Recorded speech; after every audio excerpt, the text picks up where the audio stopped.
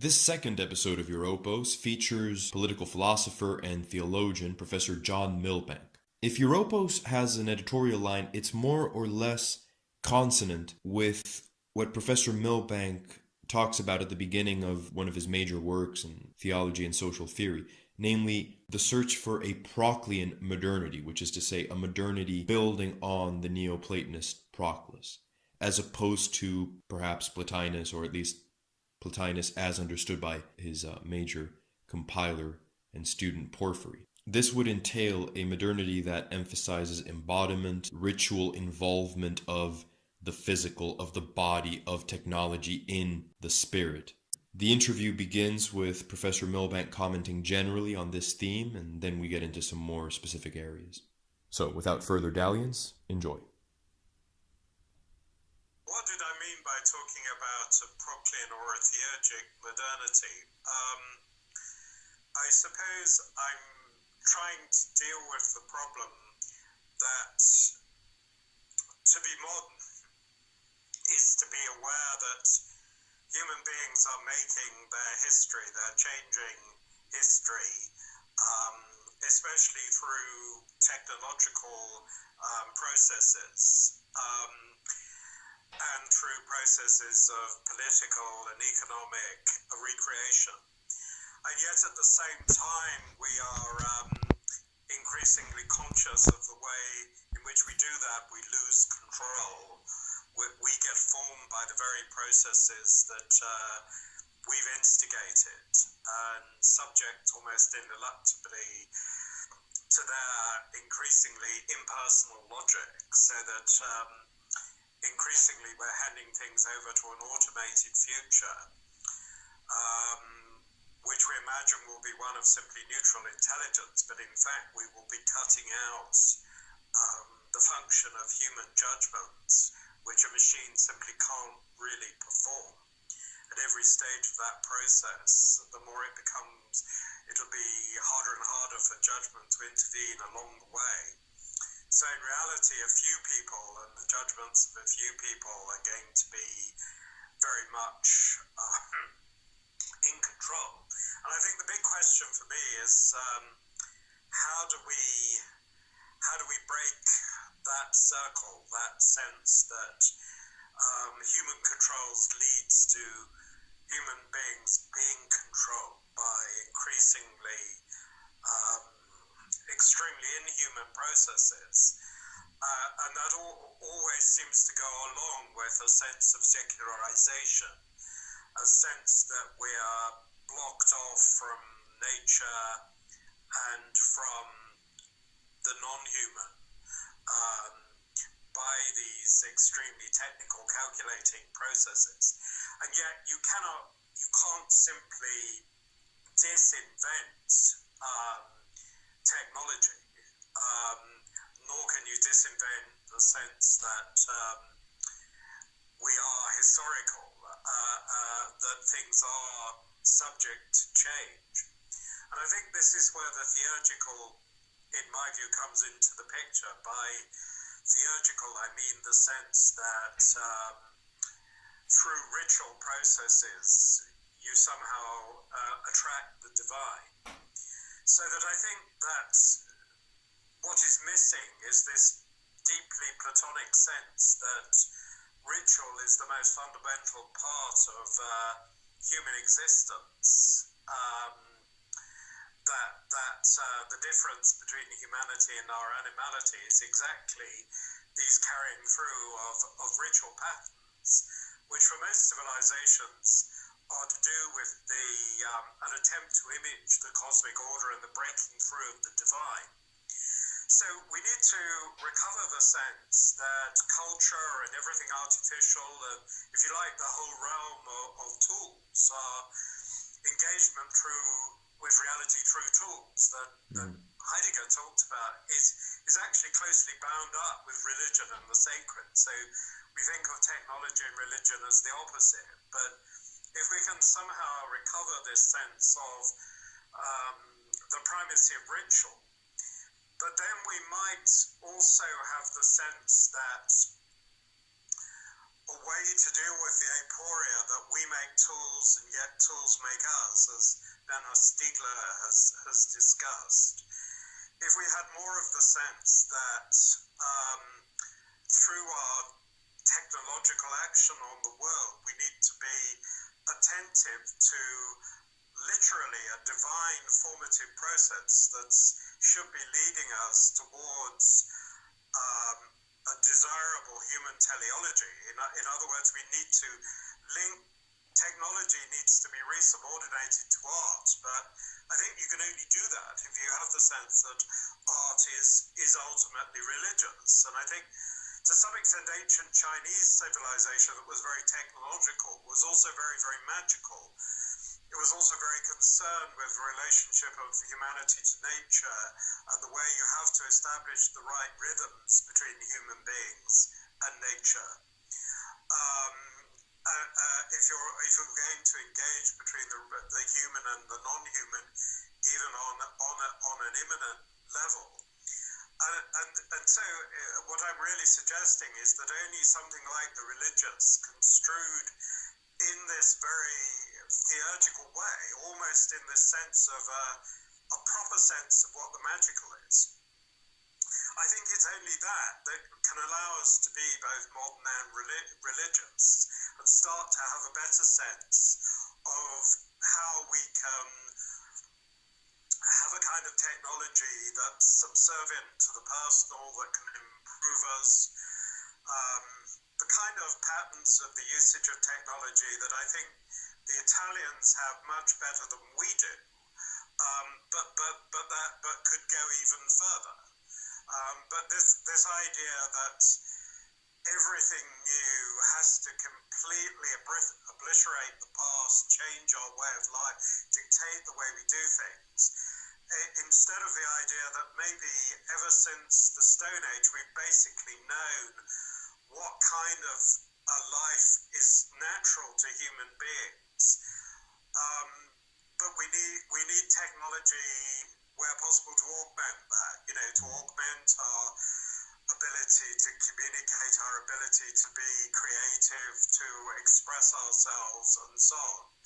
But without the simple requirements of mimetic speed that I think technology is largely to do with, make everything bigger or smaller or faster or more manipulable, that those things mustn't dominate, because in that sense, technology just blocks change.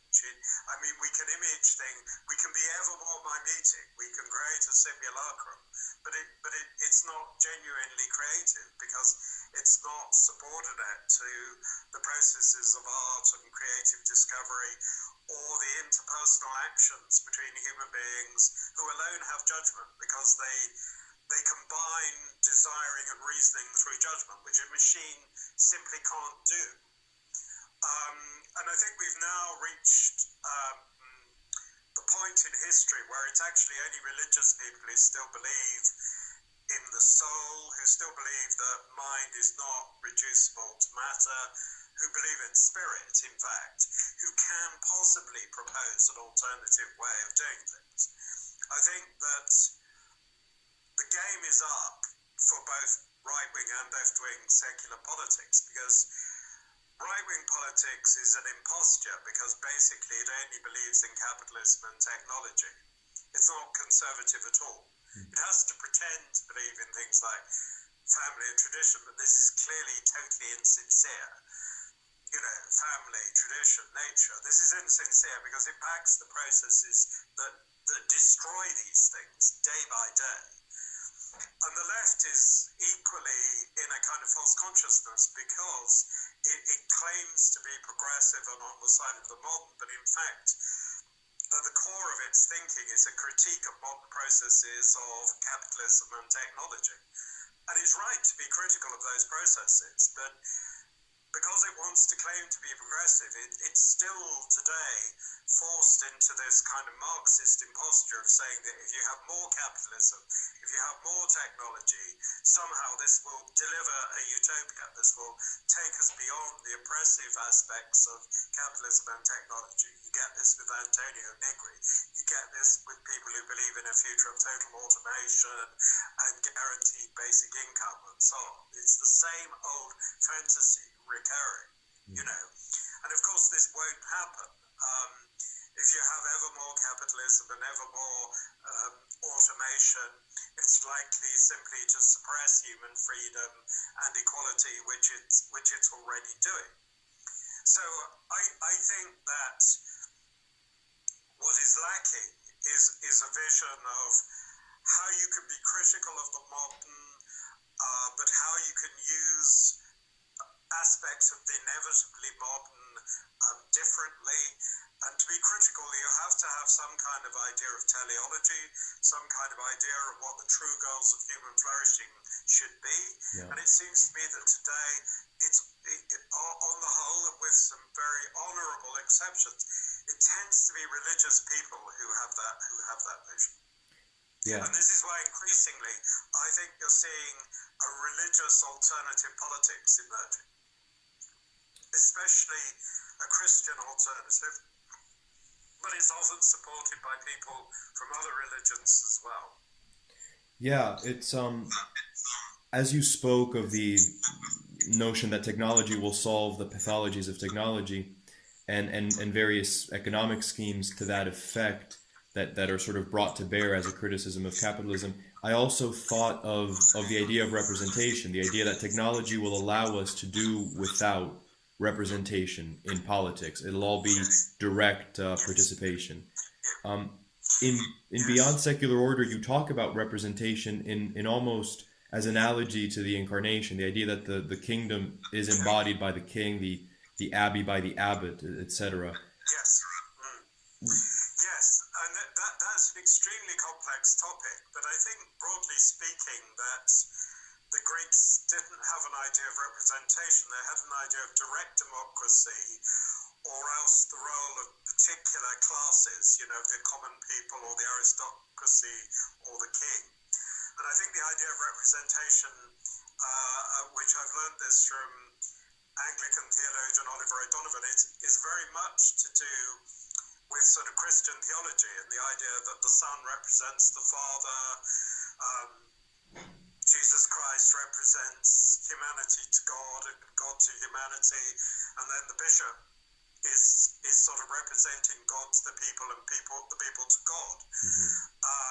Or the sacrament is representative. So this has the idea of a kind of of a sort of shared symbolic horizon, if you like. So I think within that outlook, which implies a sort of basic mystical consensus and unity, it's not possible for the representative to be merely mandated by the people, nor do you have the idea that the representative is then going to usurp the voice of the people and simply say what he thinks. And I think the problem, a lot of the crisis that we're seeing today over populism is because modern representation, if it's not seen as mere mandation, tends to be very usurping.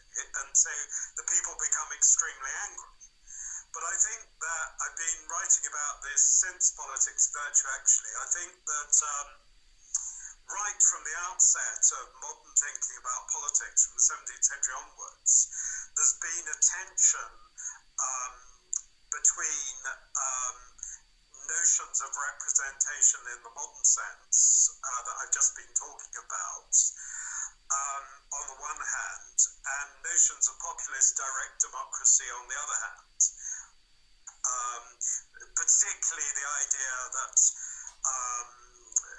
that states should be founded on a popular vote, or else that representatives should be mandated. You find this in early Whig politics in early modern England, and of course it's very, very important in the French Revolution. So I think that there's always been a tension between populism and representative democracy. And I think this is somehow suddenly coming to the surface, and it's becoming, it's becoming much more intensified. And I think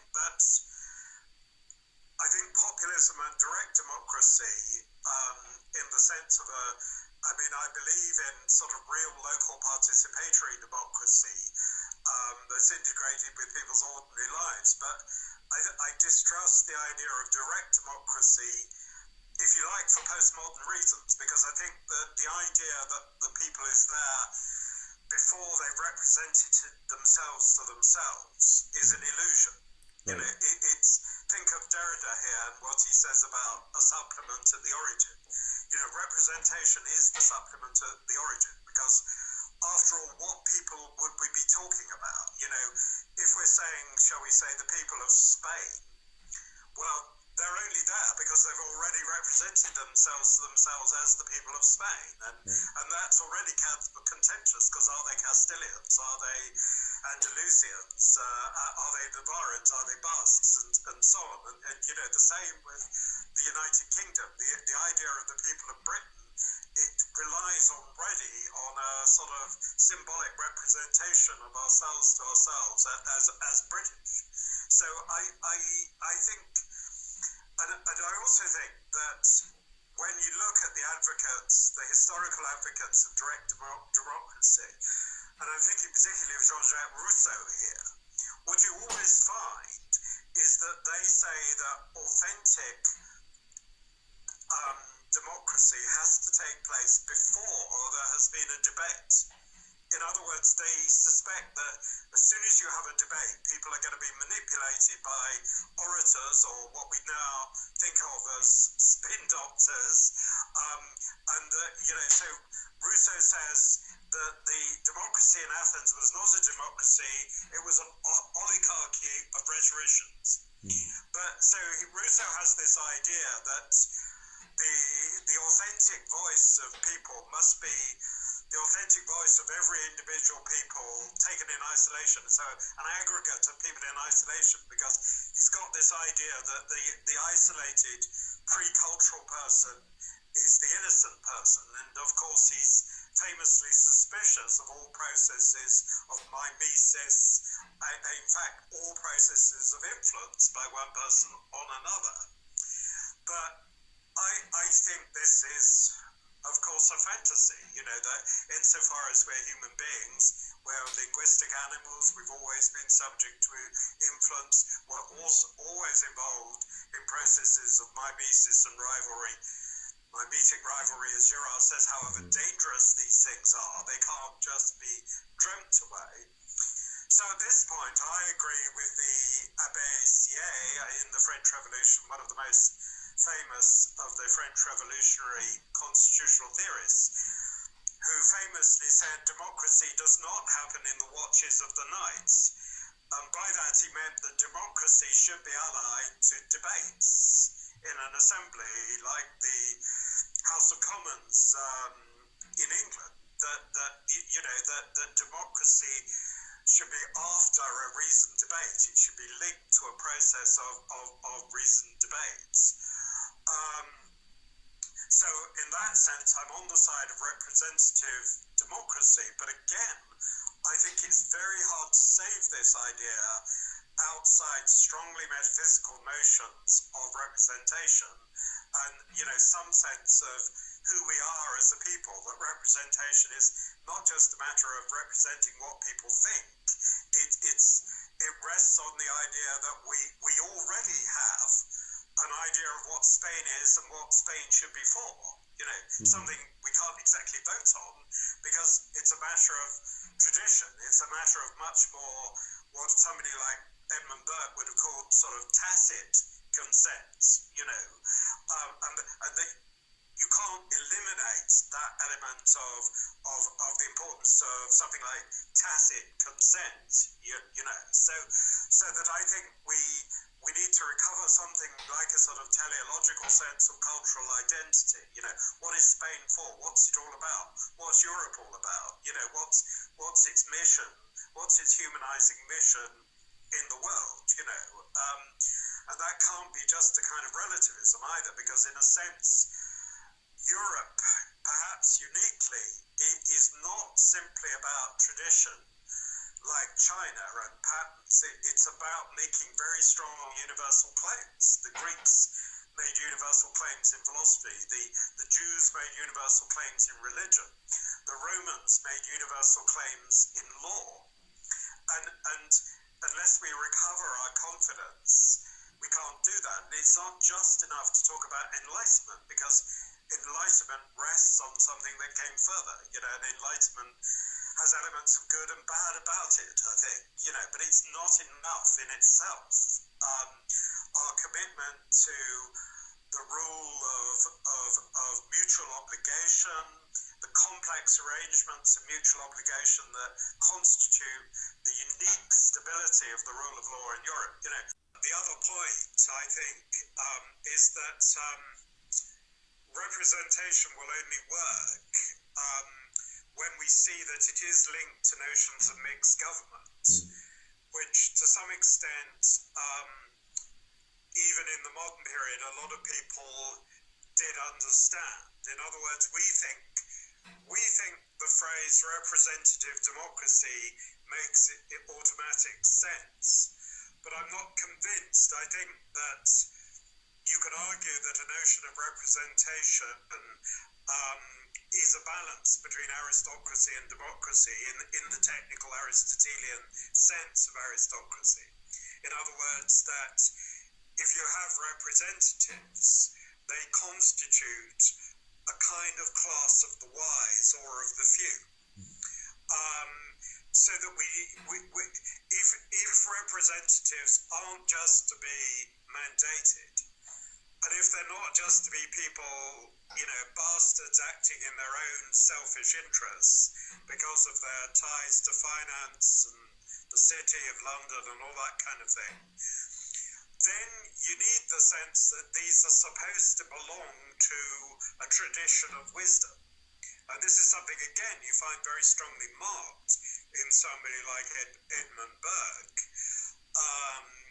that they should have the sense that they are, public service. They should even be educated into that.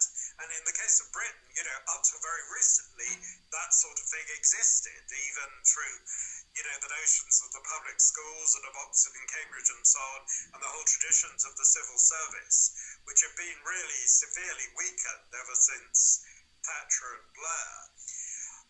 But, however you want to extend that, and you can say that at every level we need an aristocracy. We need an aristocracy in every small place, if you like. And however you're saying that, people can be recruited into the group of people who are going to be ruling, there still needs to be that ethos. In other words, there needs to be an ethos of trying to discern the truth, trying to discern the best way forwards, a debate about the nature of human flourishing that you would have found in Plato and Aristotle, and then in later medieval thinkers. You need to recover that sense rather than, simply acting in terms of what people want or what various interest groups happen to want, I think. And then you need the role of the one that might be to do with the crown or the presidency. You need that sense of somebody sort of trying to balance between the voice of the more instinctual voice of the many and the discernment of the few. And beyond that, a sort of a unity that's devoted, if you like, to the very, very long-term character and interests of the nation, and that can sometimes sort of shelter projects of education and participation that go beyond, what's happening through representational ruling, and sometimes help to fill up the gaps not otherwise covered, if you like. So in Britain, in fact, I would argue that the Crown has been incredibly good at this, that things like the Duke of Edinburgh's reward scheme, all sorts of schemes to do with youth and housing and so on, have exactly played this role of opening up, and I don't know about the Spanish monarchy, but another space of popular engagement and so on. And I tend to view these things incredibly paradoxically. This is another reason why I find the politics of left and right increasingly limited, that it's unable to think these paradoxes, that it's always a question of, say, the right is on the side of a few people and elites, and the left just on the side of the masses. And there's a failure to look at the organic points where what you need to do is rather create a symbiosis between these different groups that works to mutual benefit. In the end, you do need leadership, you do need hierarchy, and far from this being the opposite of popular participation, in fact, the two things really work together. So my very, very simple argument is that always when you deny the role of hierarchy, you end up with a very, very bad hierarchy. And I think that's where we are today. We've got a hierarchy of money, and increasingly this isn't a hierarchy, it's a duality. It's a duality between a very small group of people who are super rich and everybody else. And I tend to think that's what happens. If you refuse hierarchy, because hierarchy is multiple and complex, it moves up and down, it can change, people are elevated, and so on. If you refuse that, what you always end up is something like a duality. So, in fact, modern politics begins like this, when it rejects the heritage of the mixed constitution and the rule of virtue, the active rule of virtuous citizens. What you get instead is the duality of the state over the country. So the state becomes a machinery of government that is over against everything else.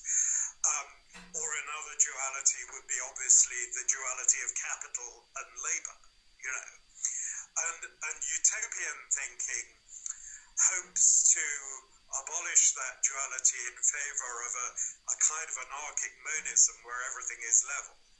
But this third alternative, in my mind, is not available. It's an illusion. It couldn't occur just because something always rules, and there can never be anarchy. And so what you need to return to is sort of complex and dynamic hierarchy, which gives a great priority to education, but is constantly also fomenting real popular democratic participation. My son Sebastian actually is developing an argument that just for this reason Plato is a more democratic thinker than Aristotle, precisely because he has more of this element of a dynamic hierarchy ultimately linked to the divine, and a sense that everything can sort of be deified and can kind of ascend towards virtue. And I think then you can see the Greek fathers as very much sort of intensifying that kind of vision. So what I'm working towards at the moment is sort of disturbing the very categories in which we think about the political order, because I think that what's happening is that the liberal categories within which we think are now revealing their contradictions. Yeah. So that you could argue that for a very long time, even for sort of hundreds of years, to some extent liberalism has operated very well. But in the end, it's built upon sort of founding tensions that so that the more that are, if you like, they to the degree that we don't have pure liberalism. But the more we have something like pure liberalism, something like the pure rule of the individual, human rights, and only kind of formal mediations between individuals, then the more the extreme tensions within liberalism emerged to view, particularly the idea that that you get in Hobbes, that liberalism is assuming an original anarchy. It's assuming a total misunderstanding between people, an impossibility of agreement, a war of all against all. And Hobbes is trying to find a way of turning that situation into a game in which the rules will keep peace. But obviously within that logic is the possibility that people will subvert the rules, that they will see it. The idea that it will be in the interests of everybody to keep the rules is increasingly nowadays breaking down.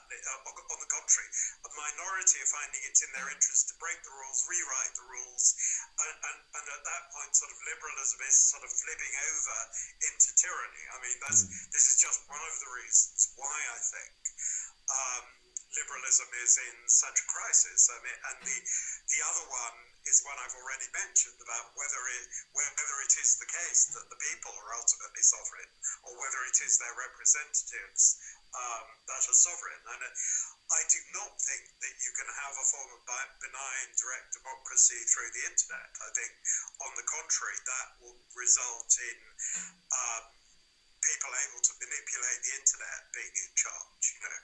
Absolutely. You in distinguishing between spontaneity and trying to discern the telos, or the point of participation together, and in mentioning Plato and the idea that everything can be divinized upward even as it stays in relation, and even in hierarchical relation, that there is this sense that political participation and hierarchy, they're not just a remedy to the fall, to put it in sort of Christian terms. It's something about the human condition and human conviviality that requires this differentiation and this participating in different ways. These kind of ad hoc arrangements that we have with each other, so that human difference as such is not to be regarded pessimistically, but just the contrary. I think that's interesting, and it's important to keep in mind, because if Christians are, as you say, or religious people in general, and Christians in particular, are participating more in trying to articulate alternatives, we have to avoid perhaps what has happened in the past, which is that the notion that the point of the human condition is to find that pure spontaneity, a kind of Edenic spontaneity in which there is no techne, there is no politics at all. That would have to be avoided, and I don't know if it's in Saint Augustine, but it seems to be sometimes what he's getting at. Yes, I think that's all an extremely good way of putting it, Carlos. There's a sense in which we're all very different, and we have different things to offer, and we need other people to make up for our lacks. The English theologian Charles Williams talked about a way of exchange as a sort of spiritual path, and you can see the way in which everything in an ordered society is based on exchange is a kind of spiritual path as well, in which we're constantly having to be borrowed from other people, where there's a sort of process of constant mutual supplementation going on, so that we can only be, if you like, elevated in concert. We can only aim for telos together. And I think this also means that there's a sort of, if there is equality, it's more like a sort of constant asymmetrical play of hierarchy. In other words, in any relationship, somebody is better at one thing than somebody else, if you like. That they're more of one thing than another. And so there is this process of sort of constantly learning from the other person, and of, letting them do the thing they are best at. And there's all sort of finding our place in relation to each other. But of course, these things aren't fixed. We live in time as well as space, and we have a capacity for learning, and sometimes completely unexpected capacity to learn. It's like you think you're bad at painting, but then suddenly you discover that you can paint in a different way. Like say Francis Bacon or something. He wasn't particularly good at drawing and so on, but he became an unbelievably great painter, and so that. So there's this sense of sort of induction going on all the time, and I think we too much think of education as a sort of prelude to grown-up life and to politics, instead of thinking of education as the main thing. That a politics of virtue means a politics in which part of the business of government is trying to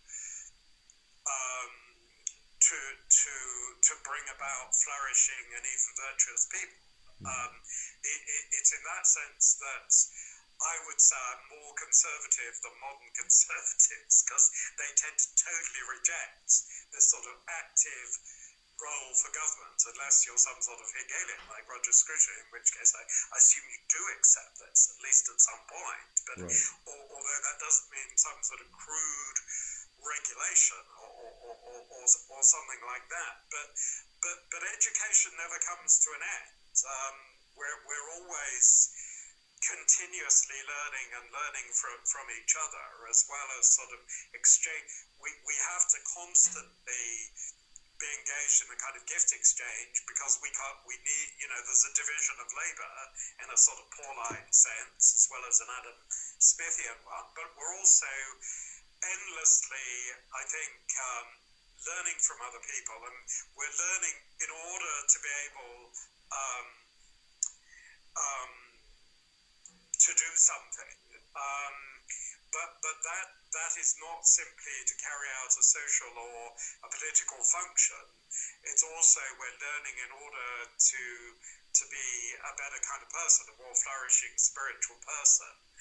And so in the end, it's not that we're learning for the sake of, the society and what society needs, which is the way everything is put in these crudely economic terms nowadays. It's much more that the whole political economic process exists in order to make every individual into a more flourishing individual. But of course, they only do that in concert, in relationship with each other. Yeah, and as you say, that has to be dynamic, because even as a political correlate to the alternative to left and right, which perhaps is the principle of subsidiarity, you have to have this kind of constant discernment of, well, what entity can best take care of what function in what situation. Yes. This is a changing reality, and yes, no, exactly. Yeah. Exactly, it's a continuous process of discernment. So there's no sense whatsoever in which what I'm talking about means that you've got a kind of blueprint, or you've got a sort of fixed idea of what the good society is. On the contrary, I'm recommending dialectic. I'm recommending a continuous attempt to discern what the good is. And new problems, new situations are going to arise all the time. So the process of discernment is never finished. But from the past, we should know. We should have learned certain things. We should know that it lies within certain directions rather than others. And I think that the sort of the rich European tradition, the kind of unique European success in self-government, in republicanism and democracy, taken in the broadest, the most proper senses, are part of this, and the unique success in craft and the arts, which includes a unique ability to borrow from other cultures, so that obviously Eastern art and craft is astounding and has done certain things the West can't. But what's unique about the West is its ability also to learn from this other way of doing things, and then to incorporate that, so that the whole Western process of art, craft, science, and music, it has a certain dynamism. And I think that ultimately is linked to a religious sense of transcendence, that there is a divine order, but we're apophatic about it. We haven't completely got hold of it, but we feel drawn towards it, if you like. And this is an infinitely remote but hyper-personal transcendence. And I think we need to recover the sense that the dynamism of what we think of as being modern is in fact linked to this much older religious vision, and the Middle Ages was already very dynamic, even if modernity has become, if you like, hyperbolically so, and sometimes demonically so, so that we somehow, I think, have to recover that balance. Right. There is a sense now in which perhaps we're living through a bit of a parody of the best ideas of the past, and they're not bad ideas in and of itself. That's why they're attractive. They're good ideas, but then they become sort of parodically inverted. As a kind of closing question, because I'm thinking 10 more minutes and we're at 50 minutes. This doesn't really have much. Yeah, it's not a political question. It doesn't really derive from the considerations that we've been spelling out. But a few months ago, I noticed a Twitter exchange that you had with Mr. Philip Blond, in which you mentioned that some realities can be deficiently real and some fictions are real in their way. And I thought this could be a good question to close with. What did you mean by that, and could you sort of expound on it a little bit? Yes.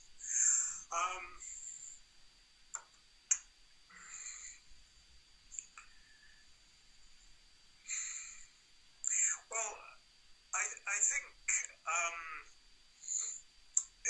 it's the experience you sometimes have from being a child onwards, that the world in which you read about in stories is more vivid and real, and you think to yourself, if only life could be like that. Whereas our daily life seems very shadowy. There's often not very much of a plot, and what lies behind us in time is a bit like a dream. It's a bit as if it wasn't there, because whereas a story we can keep going back to, and in that sense has a reality about it. And is this just a matter of, well, if only things could be like that? Am I saying that, books present us with more ideal worlds? I don't think so. I think there's this sense that the better sometimes feels more real. So I think it's precisely this that illustrates the fact that we live in a fallen world. Yeah, but we feel there's something not quite right. There's something deficient. That things are not as good and beautiful and true as they might be, or even that they're intrinsically aiming at, if you like. And so we have somehow this lurking sense that I would say is very Platonic, that the real and the ideal should be coinciding, that the mark of reality, true reality, is in its ideality, that reality is not simply morally neutral. But because we're fallen, to the extent that things are ideal, they tend to be more in the realm of art or of fiction or of music, and things we can't live up to. And this even goes to the point of, if you live in a beautiful place or a beautiful city or a beautiful countryside, you often think, why isn't human life up to the level? Why is it so more? Something more significant should be happening in this place, you know. Yeah. So then we have sort of operas set in Venice, I think, and so often plays and operas are set in Italy because they're particularly perfect places, or maybe in Seville, which is a perfect place in Spain. I think just for that reason that we have this sense that we want the real and the ideal to come together, that the ideal is deficiently real and the real is deficiently ideal, but insofar as the real is deficiently ideal, it's also deficiently real. And insofar as a fiction is deficiently real, it's in fact also deficiently ideal. Right. Maybe this is partly why we have this endless impulse to make plays and movies of books and stories. And from the religious point of view, this is the point at which liturgy exceeds art. That in the activity, this is something I learned from reading Romano Guardini, German Catholic theologian, that precisely in liturgy it's ideal and real at the same time. It's not just a sort of picture of the way we should be singing in harmony, praising God, but we're actually doing it. It's actually happening. We are actually being that community, which is why in the Middle Ages there was so much paraliturgical. When the monks were working in the fields, they were still performing the liturgy, or there were lots of paraliturgical civic activities. It's also what Plato is talking about in the Laws, where he sort of says most of our life should be song and dance. So that the more you can sort of ritualize but with a sort of free creativity maybe lacking in the more Eastern traditions, the more you can do that, the more we're actually saving the world, I think.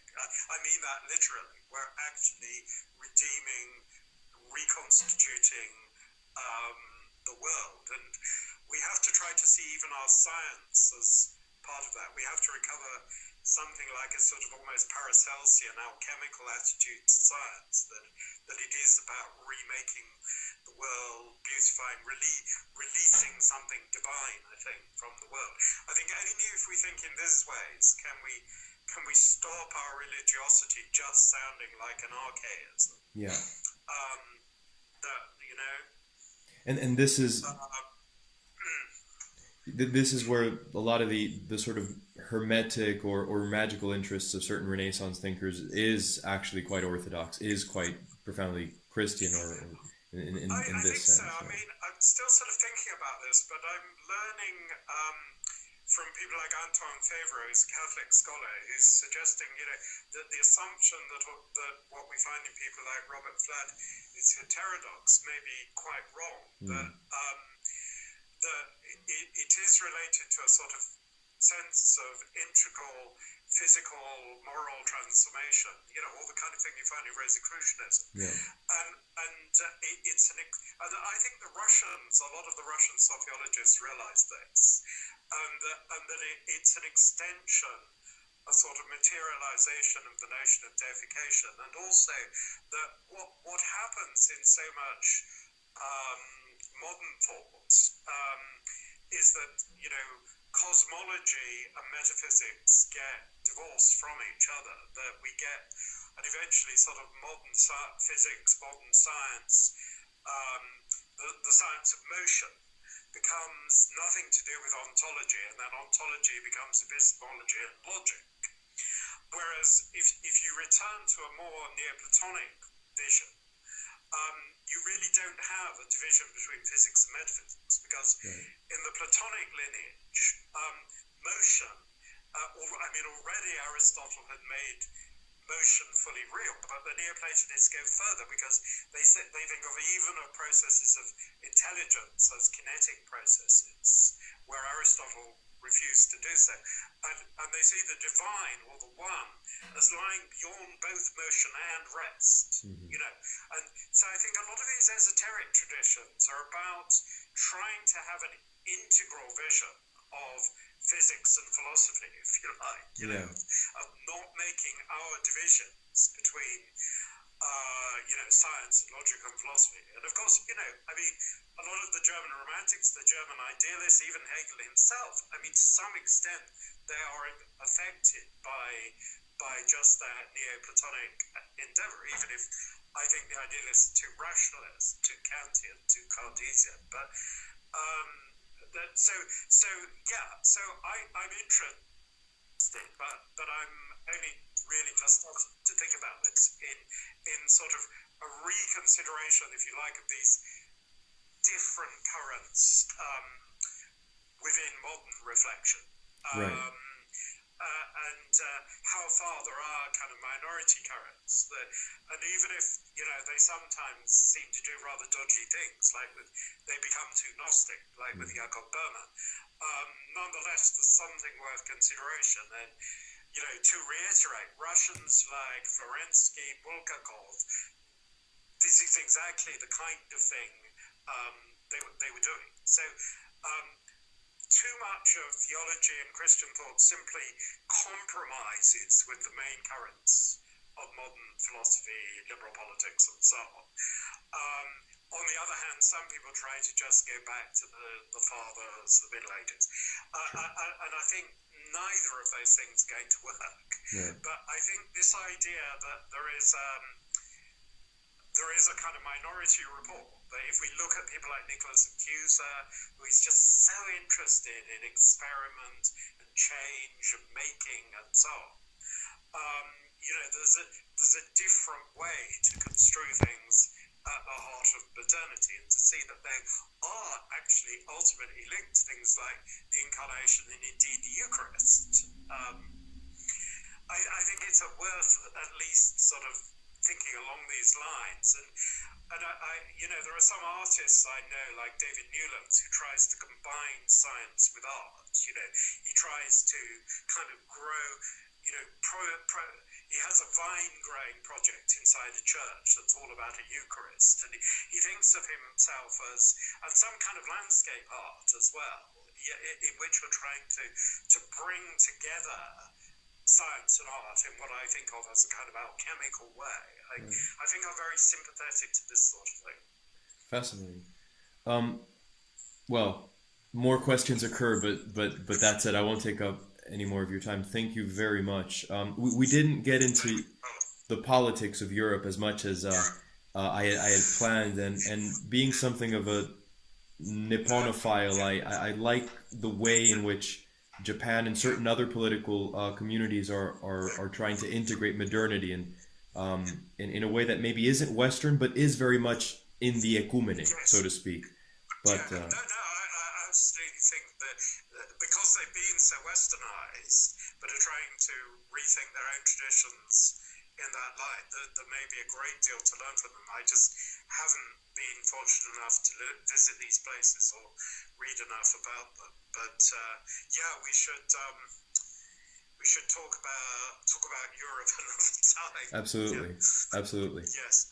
I'm gonna. This was great. Thank you very much. Thank you very much indeed, Carlos. Yeah, not at all. Cheers. Thank you. Let's go.